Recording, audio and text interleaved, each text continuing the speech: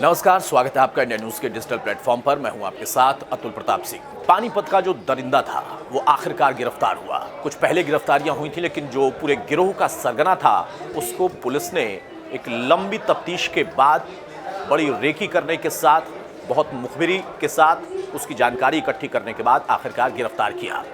अब जितने आरोपी थे उनमें से एक उसने खुदकुशी कर ली। उसका नाम ज्योति बताया गया और ये आशंका जाहिर की गई कि उसने आत्महत्या कर ली जहर खाकर। लेकिन बाकियों की गिरफ्तारी पहले जो हुई, उनसे इनपुट मिलने के बाद जो मुख्य आरोपी था, जो कि पूरे गिरोह को चलाता था, उसकी भी गिरफ्तारी करने में सफल रही पुलिस अधिकारियों से जब इस पर बातचीत की गई तो उन्होंने बताया कि असल में ये गिरोह इसी तरह के क्राइम के पैटर्न पर काम करता है और ठीक ऐसे ही इस घटना को उन्होंने अंजाम दिया।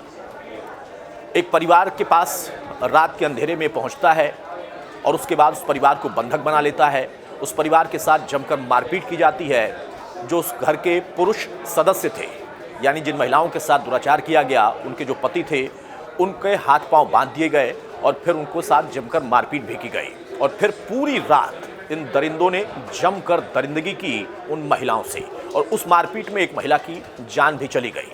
उन महिलाओं की जब जांच हुई तो उनके आरोप सही पाए गए और पुलिस के ऊपर दबाव भी था। पुलिस ने ताबड़तोड़ अभियान चलाकर पानीपत के दरिंदों को गिरफ्तार करने की कोशिश भी शुरू की और उसमें सफलता भी मिली। जो मुख्य आरोपी था, गिरोह का जो सरगना था, उसे पकड़ने में पुलिस सफल नहीं हो पा रही थी और ये पुलिस के लिए बड़ी चुनौती थी। और इसी वजह से तमाम आला अधिकारियों ने निर्देशित किया, टीमों का गठन किया गया और फिर उन टीमों ने तमाम अलग अलग जगहों से कुछ कड़ियां जुटाई और तब जाकर उन लोगों की गिरफ्तारी हुई जो कि इस गिरोह के सदस्य थे।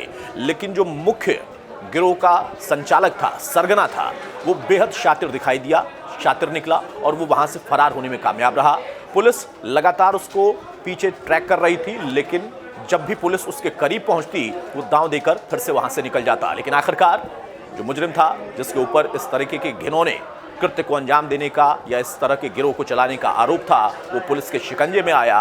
पानीपत के उस परिवार को कम से कम थोड़ी राहत तो मिली है। हालांकि परिवार के ऊपर जो बीता वो वापस लौट नहीं सकता। जो दर्द उन महिलाओं ने सहा, उस परिवार ने सहा, उसकी भरपाई नहीं हो सकती। और पुलिस के लिए भी चुनौती है कि ऐसे तमाम जो गिरोह हैं जो कि पैटर्न पे काम करते हैं, ना सिर्फ लूटपाट करते हैं, मारपीट करते हैं, बंधक बनाते हैं, उसके साथ साथ महिलाओं पर बुरी निगाह भी रखते हैं, ऐसे गिरोह के खिलाफ भी मूवमेंट लगातार चलना चाहिए। क्योंकि ऐसे सिर्फ एक गिरोह का जिक्र नहीं होता है।